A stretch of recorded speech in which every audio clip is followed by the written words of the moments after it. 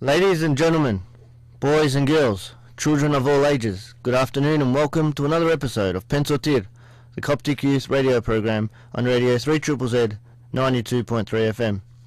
Your hosts for today, Thursday the 22nd of March 2012, are Bishoy Atia, Mira Gurgis, Yuli Demetosian, Marlene Seri, and yours truly, Matthew Yunan. Unfortunately, last Saturday, the 17th of March 2012, at approximately 6:15 p.m.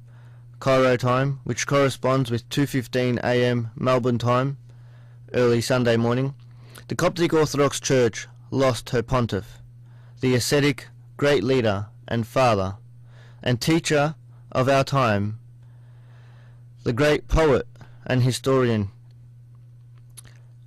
and our patriarch, Pope Shenouda III, who departed to the eternal kingdom of paradise in the bosom of our fathers, Abraham, Isaac, and Jacob, where there is no more groaning or sorrow. It's very unfortunate to us, but I'm sure paradise has welcomed their long-awaited friend.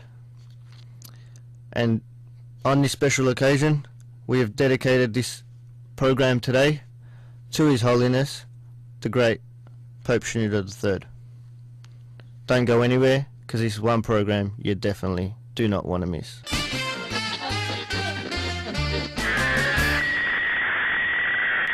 So, Bish, we were just wondering if perhaps you could tell us a bit about His Holiness's childhood, because we know even then he was carrying a tough cross. Thank you, Matthew, and thank you for having me on the show. Indeed, we have gone through a terrible loss in our church. Not just the Pope of the church, but a great individual who changed the church, and truly he carried his cross from his first moments of birth. From the moment he was born, his mother had passed away, so the pain had already begun. And it wasn't easy for him, for already in the first few weeks that his father passed away as well. He had no family or direct family members from his childhood. They all travelled to Cairo and to other villages, and he was only taken care of by relatives and friends, until finally they realised the wisdom in this young child, that he was a child of great knowledge even from his childhood, that they thought it would actually be right to invest and make sure he goes and gets an education, because in that time not everyone could have got an education. He didn't have a family to actually pay for his education, so his relatives actually thought it might be worth it to put him into a school. But for him to go to a school would actually be a long road, a long walk of hours every day. And His Holiness says that it was in these hours that he first interacted with the Lord, and he began to speak with him. It was actually in his young childhood as well that he was nameless. His Holiness didn't have his name until he was baptized, when his sisters actually realized, we haven't named him, and he hasn't got a name yet. It's amazing. And it was only in these moments, so you can imagine a young child entering this world.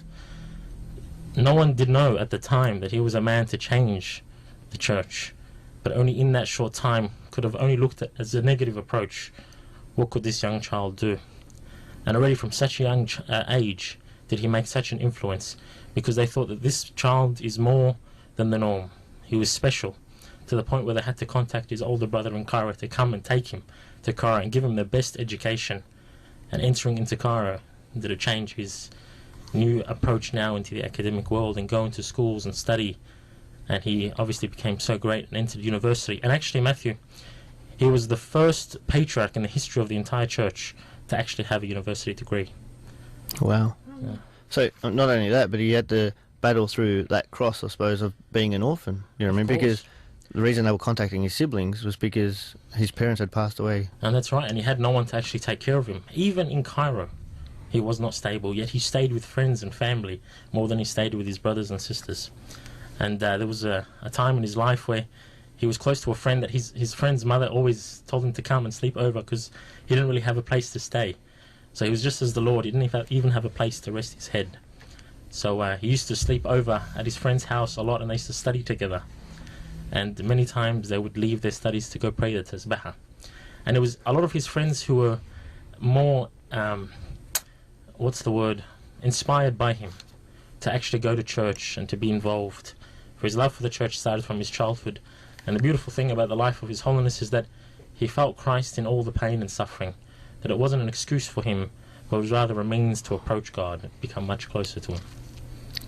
You could see how God is like building him up right from the very start, right from day one. Indeed. Like he took his mum and his mother and father, but he was really building him up for a relationship with God right from day one. That's right, and even, you know, in his university studies, it wasn't enough for him. He did his theological studies at the same time, and he graduated from his university studies and his theological studies in the same year of 1947. And he was one of the personal disciples of the great Archdeacon Habib Gerges, who loved him dearly, and he loved him so much. There was a wonderful story in which he used to visit him regularly during the last few months of Habib Gerges's life. And he used to always take his little notebook, and he used to always sit with him and ask him for, you know, words of inspiration so he can write down. And while he was leaving him once, and it was only days before Habib Gerges passed away, he was once talking to the Lord and said to him, "Lord, if Habib Gerges is this great and this loving and this caring, then how great are you, and how caring are you, and how loving are you?" So it shows his link to the others, his union with the church, his union with those that took care of the church at the time. His Holiness, his journey started with Christ much earlier on, and it shows us how much the church always tells us to remember Christ in the days of our youth, and we can look at an example like His Holiness, who was so close to Christ in the days of his youth, and how it had an impact not on him, but the society around him and the church, and the impact he also had on the church later on. So, moving on, I suppose, to that youth age, did he face the same issues that a lot of us youth face today? Indeed, no doubt, and he faced with all the torments and the suffering that he went through. The fact that he was alone a lot of his childhood years, a lot of his youthful years, and also he would have went through the same tribulations and temptations we would have went through his youth, but he was strong. He was strong because of his union with Christ. Something that we can tell from his sermons later in his life, where he always used to talk about union and oneness with Christ. And that's something we know not from his academic readings, but rather his personal life. Wow. They say the closer you get with God, the bigger the devil you face. So I think, you know, in regards to Maddie's question, I think he would have seen more temptations and like more tribulations than what we would have seen. Like the devil would have seen him as a big threat right from day one. If God, I'd imagine if God had seen him from day one to be, he's going to be a great man, then the devil would have known that. And he would have tempted him and, you know, put trials in front of him. But they only made him stronger. I think he would have faced so much more than us. Indeed. And we notice it also in the time where he gave up his days of teaching at a school to then teaching in the theological college, and he was attacked so much for that. He was attacked because they said, how can you leave such a successful job that you're earning so well and you're well known to go join a theological college who's just starting and didn't even have an income and didn't even have a proper building to give lectures in, and you now devote all your life to this? And he was attacked for so long for this, and he said, my heart is in the theological college. And he gave up his other job completely and became a full-time lecturer at the monastic theological college of Helwan, and he devoted 1 year of his life teaching to the monks there. And that's a really good, I suppose, illustration and example for us to follow as well. Sometimes we need to follow our heart as opposed to just following what everyone else wants us to do. Yeah. So even through that, he was able to teach us things, and it's amazing. That's right, indeed. So, Bish, can you tell us what was the starting point of Pope Shenouda's monastic life? Well, he did say many times that it belonged in his heart many years prior to him entering into the monastery, his desire to enter into the monastic life. As a child and as a Sunday school teacher, he many times left Cairo to spend time with monks and to spend time in the wilderness alone. And one of his great publications, The Release of the Spirit, shows a lot of his personal journeys that he wrote of himself leaving what he called Cairo, the four walls, into living into the wilderness, that which was his freedom to enter and to experience the oneness with Christ out in the wilderness. And he did this for so long until finally in 1954 he decided no more and left the world completely and entered the monastery. And once in his papacy, he was once asked, why did you choose the monastic life? And he answered with all simplicity that in it I found ultimate freedom.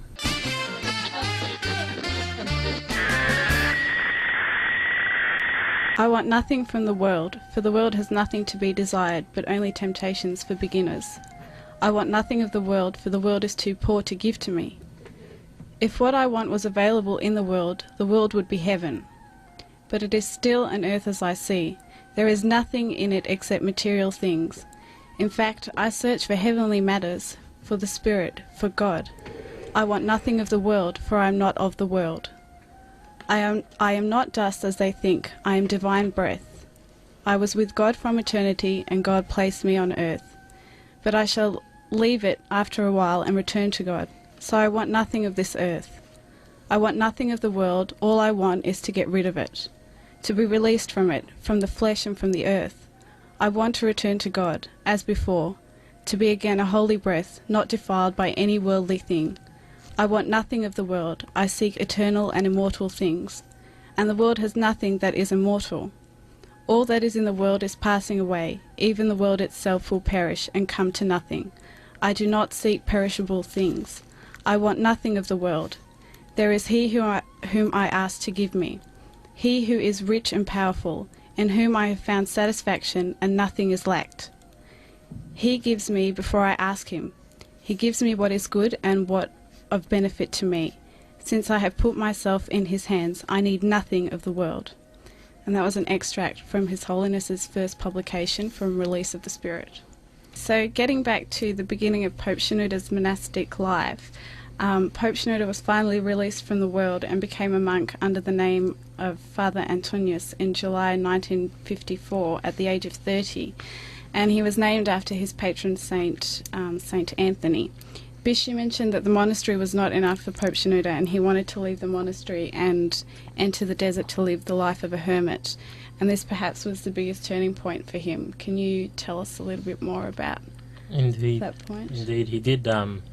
He obviously decided the monastery wasn't enough for him, and he looked into the lives of those fathers before him and entered into the wilderness, and he lived in a small cave, hours walk away from the monastery, and it was the beginning of his favourite years. He always refers to it, the best years of his life, where he lived in this cave. And his cave wasn't your normal cave.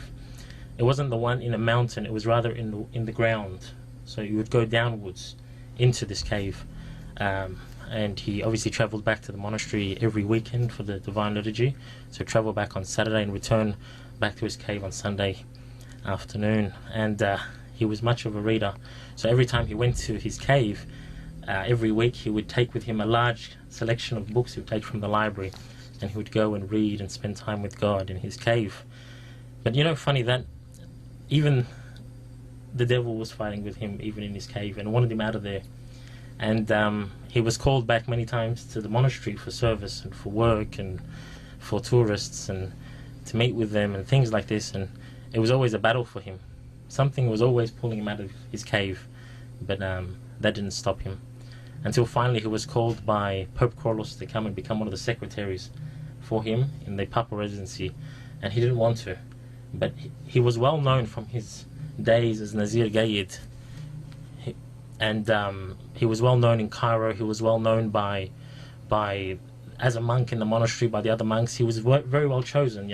The Pope had heard so much about him, so he went and he ordained him head priest in 1958. But even that, he kept escaping. Actually, he battled with Pope Carlos because he didn't want to serve in Cairo, and he actually eventually, when Pope Carlos released him from his duties, he chose a separate cave that was further away from the monastery and decided to live there and stayed there for 6 years of his life. On that point, when you said that he didn't even want to, he fought with Pope Carlos because he didn't want to become a pope himself. Yeah, it just shows that lesson in it. To me, it's obedience. Like, he did submit his life to God, so no matter what God called him for, even if his heart was at the cave and he wanted to be a monk, if God called him to be a pope, that's what he wanted to do. That was it. He actually said that he never cried as much as he did in his entire life was the moment when he left the cave to become a bishop. He said, I never cried more in my entire life. Wow. So he was being separated from his home, from his love. And I don't think he ever wanted to be a pope, Yuli. I think, He didn't, like Bishop said, he didn't even want to become a bishop. But it was that lesson of obedience. Like, if God calls you, you'll do it. Yeah. Like that's This- what's nice about it. Indeed, the story of actually becoming that bishop is such an interesting story. Yeah, because, correct me if I'm wrong, but didn't Pope Carlos sort of deceive him a little He bit? kind of did deceive him, Well, I think- forced him into yeah. it, really. He had no choice.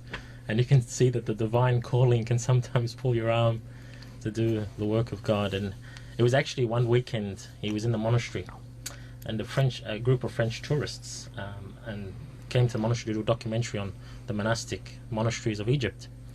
And because of his English, and he knew English, and he was very well respected in the monastery, that they asked him to allow them in and to serve them as they come in, and to also host and help with this documentary. But the problem was, it was during the Lent, and at the time they refused anyone to enter the monastery. So His Holiness didn't want to allow them in, and it would look bad upon everyone else that they've been not allowing anyone else in. And also they came all the way from France to do this documentary, and it would be very harsh to not let them in. So His Holiness came up with an idea to only let the host and the cameraman in, but the rest of the archaeologists and journalists were not happy. So when they returned back to Cairo to go back onto the airport back to France, they complained against this monk, Father Antonios, at the monastery of Sorian, who wasn't welcoming at all. So His Holiness then called Bishop Theophilos, who was the abbot of the monastery, and said, "I want this Father Antonios back here in Cairo. I need to speak to him." He wasn't pleased with his approach, but rather there was something else on his mind. It was an excuse to bring him back to Cairo, just an excuse. And as he forced him, he had to go call him from his cave. So he sent a monk to go all the way to his cave to come and call him. And then he went to the monastery. He went to Cairo. And actually going to Cairo, the great thing about His Holiness is he didn't have a hat and he didn't have sandals. So he went to greet his patriarch without his hat as a priest and without actually sandals and or shoes. I should say he actually had sandals. So the Pope started off by saying, "You come to me without your hat and without your shoes," and he put his head to the ground. And Bishop Theophilus defended him and said, "He is one of the poorest monks I have in the monastery." So he, after a conversation with him, and as His Holiness, as Father Antonius came to greet His Holiness Pope Carlos, he put his hand on his head and said, "I consecrate you, Bishop Shenouda, Bishop of Education." And there began the tease of the release of, he knew he was now separated from his cave. Yeah, and I was watching CYC earlier today, and they had an episode about one of his interviews that he had done, and he actually said that he became the first bishop to hold chalk and use a blackboard because he was actually teaching as a bishop. Indeed.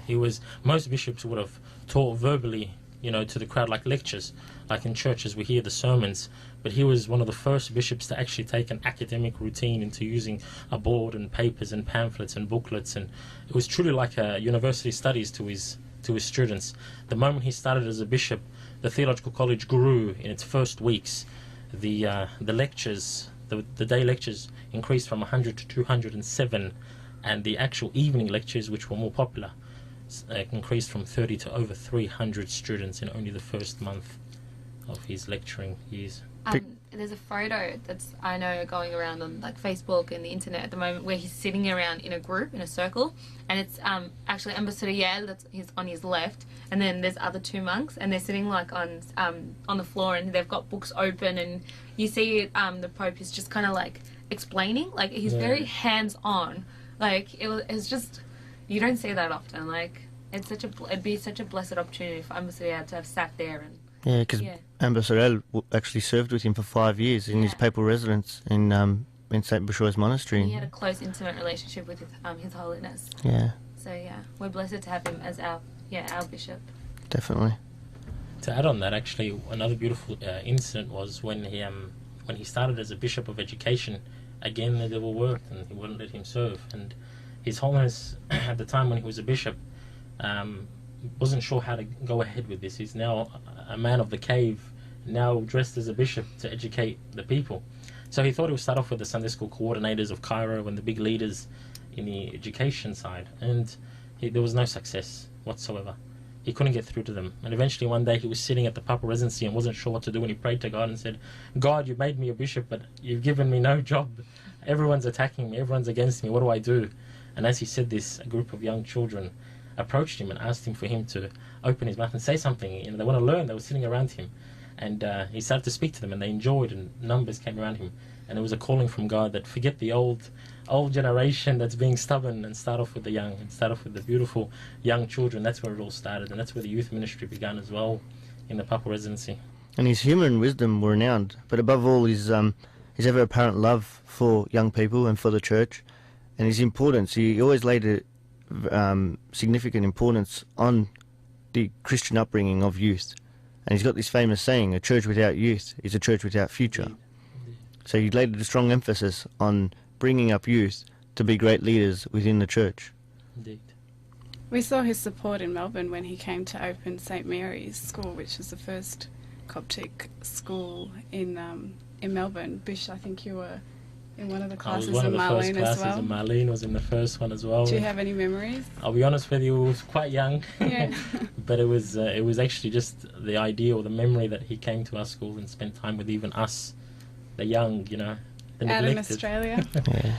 Do you remember though what it was like? We were all like, it was like our own father was coming to school. We were like, I remember standing around the gates and we're holding their flags and we were so excited. It was, he was just like, I don't know, we all felt so close to him, even though I'd never met him before. And that visit that you mentioned, that everyone was around the gates in that one of his second or third visits, he actually said in that visit that he came to so many tears and he felt all his children around him while he enters into their home or enters into their classrooms, and he cried so much that day he visited St Mary's College. I remember me and a few of my mates were actually counting how many times we'd actually get to kiss his blessed hand, because we knew it was a historical moment and it was a once-in-a-lifetime event, you know what I mean? It was just amazing. And the aura around him, it was incredible. That's what I remember, like the aura and excitement and how much preparation our school went to, and it was just amazing. Honestly, I'm speechless. Like I'm so blessed to have met him.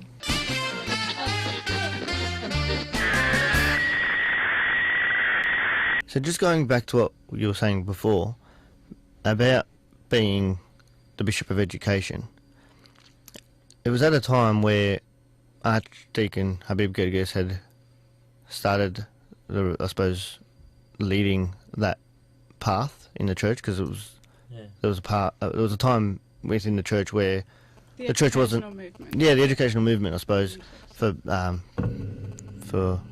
use of a better term, and Pope Carlos VI had noticed that was an area where the church needed to work on, and he had appointed Bishop Shenouda because he saw him as being the most appropriate person for the role.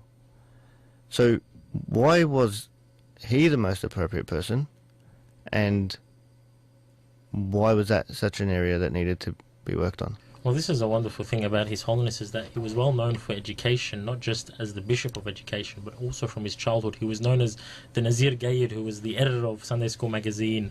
He was the monk in the monastery who was always spending time in the library. He was the one who took the books from the library to the cave.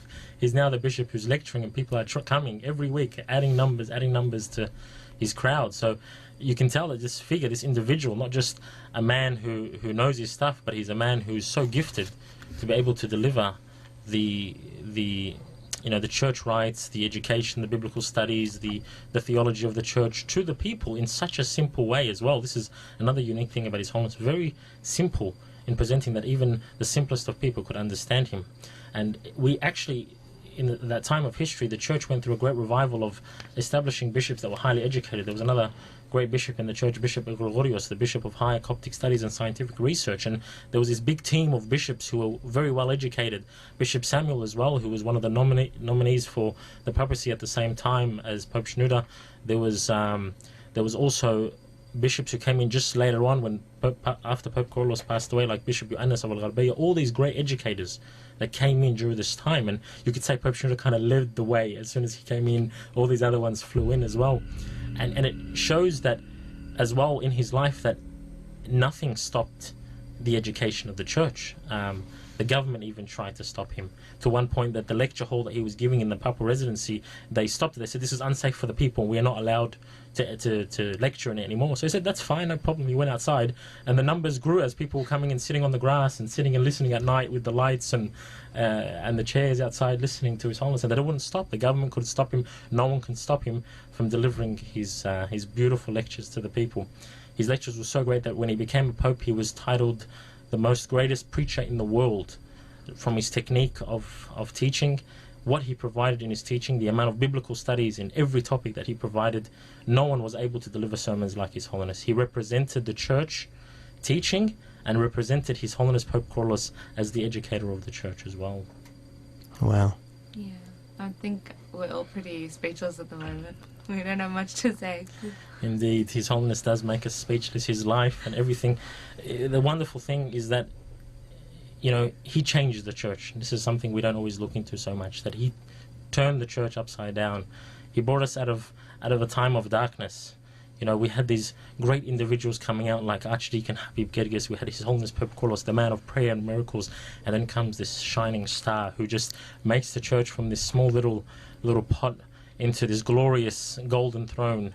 The world now looks on and remembers, the Church of Alexandria from the 4th century, now back in its glory, you know, educating the world. And everyone now is looking back into Egypt and looking back into this church, this humble church, into this Pope who's not sitting on a big throne with a big scepter, but a Pope who sits with his people and his children. I think what I learned from His Holiness is God gave him a vision. He is going to be like something big. Like this, God gave him like a kind of general dream. Like, I want you to be like educate the church. But then He'll give him little steps, and then no matter what you put in front of him, he believed in God. He said, This is what God wants me to do. That's okay. Like, when you were saying the story now about when they closed the building down, it's almost like it was an opportunity from God saying, the grass is bigger. It's bigger outside. And it attracts more and more people. That's right. So I think he just really believed in God. And I know he copped a lot of criticism during his period, because he always said, during arguments or with the government or stuff like that, he would always say, let God fight for you, let God speak. And he was a really, really big believer in that. And that's Indeed. When he was under house arrest. When it was at Sadat, that 3 years he was under house arrest. Eventually. And then all of a sudden, I remember it was like a month before, people started telling him, you know, you got to say something, this is unfair, you're copying this for no particular reason. And he said, no, you got to let God speak. You got to let God fight for you. And a month later, Sadat was shot 36 bullets. Yeah. Like, God's fighting. So just going a step back, March the 9th, 1971 was a very sad day once again in the history of the church, and it was when Pope Carlos passed away and departed to heaven. But then the church embarked on this really long process of appointing the next pope, and it took 8 months until November the 14th, 1971, when the bells of the church or the cathedral rang to announce that Bishop Shenouda, the Bishop of Education, had become Pope Shenouda, the 117th Pope and Patriarch of the Coptic Orthodox Church. What was all, like, I can just imagine the atmosphere in the cathedral would have been a buzz. It erupted, and so many people actually wanted Bishop Shenouda to become the Patriarch. Amber Musa was saying recently on one of the Coptic channels, where he said, I was sitting outside my balcony waiting to hear the good news. And he goes, I was hoping to hear Bishop Shenouda would get it. Bishop Shenouda. He said a lot of the people were just wanting him because they already fell in love with him, being such a great educator, such a great lover for the people and the youth, and everyone was so attracted to him that they were hoping that he would become the next Patriarch. And the funny thing is, His Holiness, this didn't bother him at all. He was, during that day, it didn't even cross his mind. He was sitting in the monastery, and when all the good news was on and all of Cairo knew about it, that he was now selected to be the Patriarch, he was one of the last to find out. He was in the monastery, and the story goes that there was this young boy who came running to the monastery, and he came in and he said, where's Bishop Shenouda, where's Bishop Shenouda? When he came to him, he said, you're the new Patriarch. And the monks were very happy in the monastery. And he said, what are you talking about? I didn't hear any of this news. Go away. This is not true. You know, he was ignoring the news. He didn't want to hear this. He was just saying, no, what you're saying is not right. And then he said only about an hour later did buses and cars and everything come to the monastery to celebrate and to take him to Cairo. And he was in, shock, and this is something there where the church wanted him, the people wanted him, and most importantly, God wanted him. And God didn't want him just to stop as a bishop, but he wanted him to lead his people now into the next 40 years of the church, 40 years of hardship actually. The church had now, Egypt itself had now gone through a lot of political pressure and problems starting from 71. 71 was the decline of Egypt's politics and law, and now, you know, God chooses such a great lion of the church to come at this time to fight. And indeed he found, as Yuli mentioned, the exile. It was one of the beginning of the hardships. Only 10 years later had begun, he went into exile for about 3 to 4 years, and he was strong. He was so strong, nothing stood in his way. And even under house arrest, like Yuli mentioned, even under house arrest, he was still a great light and great example for his whole flock to follow. And he was teaching through behind the bars at the gates of the monastery. Yeah. I think also he was such a charismatic character and so unique because he was politically savvy in a way that I don't think we'd seen with other popes before him. She mentioned that Pope Crawlus was the Pope of prayers and Pope of miracles, but I don't think people remember him for his political savviness in the same way that we can look back at Pope Shenouda's life and say that he really knew how to handle political situations with such wisdom and such grace. Indeed, and it was said of him in many books and articles, and when Time magazine came to Cairo to interview so much during this time of exile, they were shocked to see that he was so calm and normal, and he's still dealing with the church issues while he's sitting in his cell in a monastery. One amazing story actually was Amba Antonius Montos left South Africa and came to Cairo because of this news that his patriarch is in exile, and he came so powerfully against the government. And then they said to him that, you know, they warned him that you're an Egyptian citizen, and you know what you could do could get you arrested. And he actually tore up his citizenship and said, I'm not Egyptian anymore, I'm African. And he was very strong into protecting him. The church all got together in this short amount of time. They all got together to fight for him.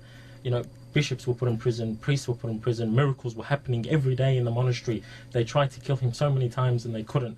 And what showed in this short amount of time in exile, the church was still growing and growing and growing. And what was happening to the government declining and issues and problems. So God's hand was truly at work. Absolutely. And a wise and highly educated man, he won so many awards and prizes for his countless achievements. Can you tell us a bit about them? Indeed, actually, His Holiness, we haven't heard of any individual who has received as much honorary PhDs. I haven't heard of scientists or lawyers or you know, great scholars to receive such, you know, awards. 8 honorary PhDs, and apparently there was a 9th that was going to come on the way as well from universities all around the world, looking upon his greatness of wisdom and knowledge and philosophy and Christian education. It's like his Ambassador was once saying, it's as if the universities of the world are battling with each other. Who's going to give him next the award? Who's going to give him next the award? That's how amazing it was. He was given a Peace Prize by Gaddafi in I think in the 70s or the 80s. He also received Greatest Preacher in the World award. He was made president of the World Council of Churches for many years, and also president for the Middle East Council of Churches. And all this was nothing to His Holiness. All this was absolutely nothing. All his mind was on the cave. All his mind was on the wilderness. That every week of his life, he spent half of that week back in the monastery and still dealing and carrying the whole church on his shoulders in this time. I think you can see, like, you're listing all these awards, which, you know, I think we all dream about getting, like, our university degree, where he just wanted his reward in heaven. He didn't care what he got on earth, as long as his reward was in heaven. Indeed. Yeah. And it touches on the notion of how humble and calm he was as well, I suppose, and meek, because I was listening to a sermon recently and they were saying that in his Jubilee, the Silver Jubilee, the 25-year anniversary of his ordination, people got up and were praising him for all of his achievements and everything that he'd been able to accomplish over that period. And then he got up at the end, not wanting all the vainglory. He got up and he said, well, all these people have spoken about things that I have achieved, and yet I'm going to start talking about all the things that I haven't achieved and I'm still wanting to accomplish. And he started talking about all his downfalls. So he was a man who, despite all the achievements that he had made, he always remembered where he'd come from. And he'd always remembered that he was, amazing as he was, that he was dust, and he was teaching us humility. Indeed. You know what I mean? Which pope have we heard of who's so humble in his clothing, in his appearance, in his image, in his dealing with others. I mean, when I think of other popes or patriarchs and other churches, I see them on a big throne holding a scepter, or hard for someone to even see.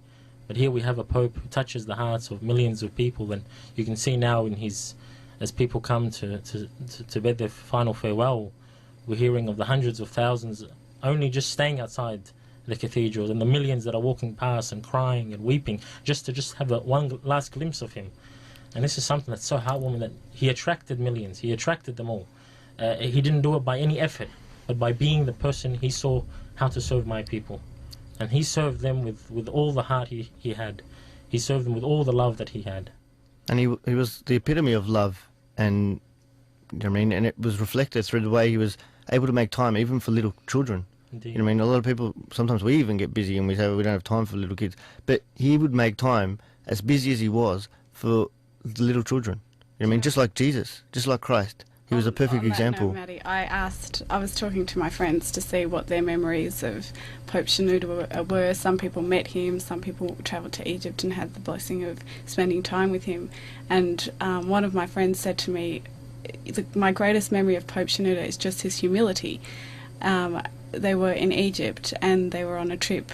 They had the opportunity to go and spend time with Pope Shenouda, and at the time the group didn't have much with them. They had some agbiyas and they had some pieces of paper, and apparently it's considered impolite to present a piece of paper and ask His Holiness to sign it, but that's all they had at the time, and everyone was sort of warning them and saying to them, don't present a piece of paper to His Holiness and ask him to sign it. But they were so happy and excited to see him, and they just wanted some sort of memory to take back with them from the trip. So they asked him to sign this piece of paper, and despite the fact that it was considered inappropriate, His Holiness just wanted to please them and make them happy and make them welcome, and so he signed pieces of paper for this group from Australia, and it just made them so happy. Yeah. It just shows his humility that, like you said, Maddie, he never forgot that he was just dust. Yeah. Sayyidina Amsariyad was telling us a story yesterday at the prayers. He was telling us how, forgive me, I can't remember if this was when he was a pope yet, Pope Shenouda, or before he was a bishop, that Amsariyad and a group of others went to visit him in Egypt, and then they didn't have enough time to spend with him, so they were really upset and they came to leave. And Pope Shenouda went on the bus with them. Instead of going in his private car with security, he went on the bus with them. Mm-hmm. Like, when we heard the story, sometimes it might just go through one ear and out the other, but when you take a second to just sit down and think about Consider who this person who is, we're talking the about. leader of our church. Yeah. Like, the Queen will end up getting on the bus with you. He's exactly more than the right. Queen. Yeah. Yeah, indeed, and I think to the world as well. And this angel, I suppose, who was interceding for us while he was here on earth, is now interceding for us in paradise. And he always had a great sense of humour. Even through the most difficult times, he'd always be able to bring that to fruition and put a smile on people's faces. And I think that's something else that we can learn from him. Absolutely. You know, guys, on the turn of the 21st century, did our church truly witness a great pillar of the church, a great man, a great individual. We didn't just lose a patriarch or a pope. No, we have lost a man we might not ever see again, but we hope to see in the kingdom of heaven. We lost an individual who cared so much, who did so much, who wrote so much, who spoke so much, who educated more than anyone we've ever heard of in history. When we remember the history of our church, we think of individuals. We remember certain saints and the great work they did. And now we are living into a time of one of the greatest of saints in our church, a man who has changed our church forever. And we are truly in debt to these golden years of Christianity that we now live in and have just witnessed. Truly a man who has left this world, a man who has carried all our burdens with us on earth and now carries it to the Lord and will intercede on our behalf. Truly an inspiration to us all, not for the next 10 or 20 or 50 years, but for until the second coming. We'll always remember, we'll always have his writings, we'll always have his sermons on hand, we'll always see his image in front of us. That angel that lived amongst us and that angel that will continue to intercede for us. Truly His Holiness was one of the greatest of figures in the Coptic Church, one of the greatest figures in Orthodoxy one of the greatest figures to the time of the apostles in our Christian history. Truly one of the greatest individuals we have seen, not witnessed only by our church but by all humanity. He was recognized by the world, and he was also recognized mostly by us. We loved him dearly, we will miss him dearly, and we will always look back upon him. Truly one of the greatest patriarchs we have ever seen. Pray for us, Your Holiness.